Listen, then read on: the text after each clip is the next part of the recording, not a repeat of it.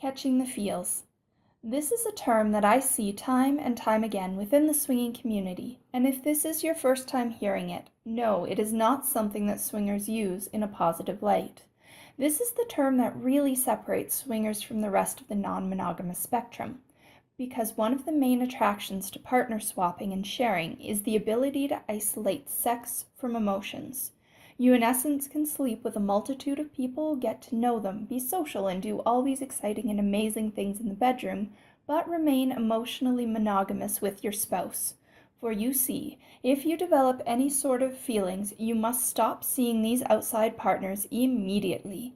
That is a breach of trust within your relationship and basically violating the golden swinger rule. Thou shalt not catch the feels.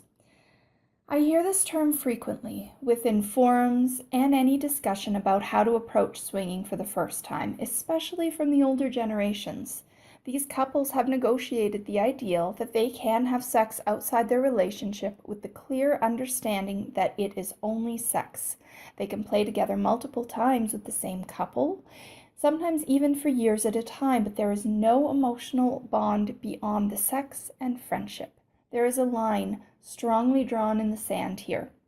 Your emotional connection is reserved for your spouse or partner and only for them, with the acknowledgement that sex with other people is a lot of fun and encouraged, so by all means embrace the physical. But if you blur those two ideals, then your very relationship could be in jeopardy and your swingers card is basically revoked. Okay, I'm overstepping a wee bit on that last one because there isn't actually a swingers card, although that would be really fun. A card where you have to basically sign that you agree to consent, take responsibility for your own sexual safety, and you agree to abide by the house rules, whatever those may be. But I have digressed here. Let's get back on track, those icky feelings. I have explored so many wondrous relationship norms on the non-monogamous spectrum, and if you're a regular reader, you know that I struggle with rules. I struggle with being told that any relationship I embark on has limitations. I'm so much more flexible and open-minded about these things. I want to be able to explore without limits other than safe sex, of course.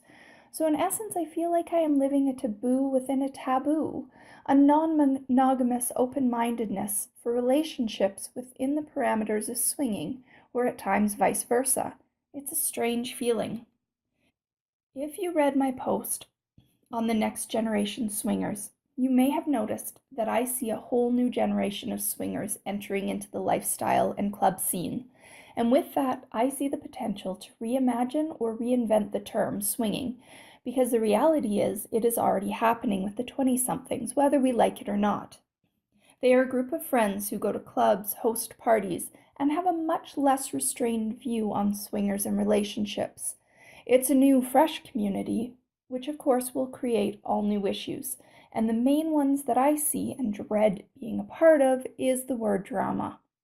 When you eliminate relationships from forming beyond sexual contact with other couples, you do lessen the public drama. Realistically, there's still drama going on behind closed doors and in private bathroom stalls, which we've all been witness to those sobbing sounds, but it is removed from clubs almost immediately because bad vibes kill boners. It's a fact. So with the influx of the young and more relationship flexible people, we are opening up to more drama because relationships are very, very complicated. So maybe that's why what the earliest swingers had in mind with the whole keep feelings out of swinging mantra.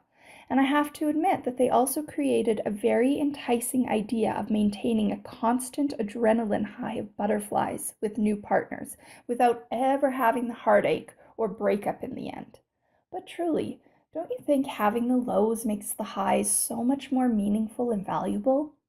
I know the argument that the lows are for marriage and that swinging is just a bonus for many.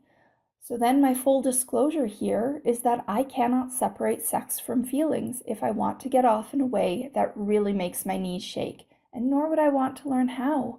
I adore the intensity of sex with people I care deeply about, so much more than just the fleeting excitement of newness.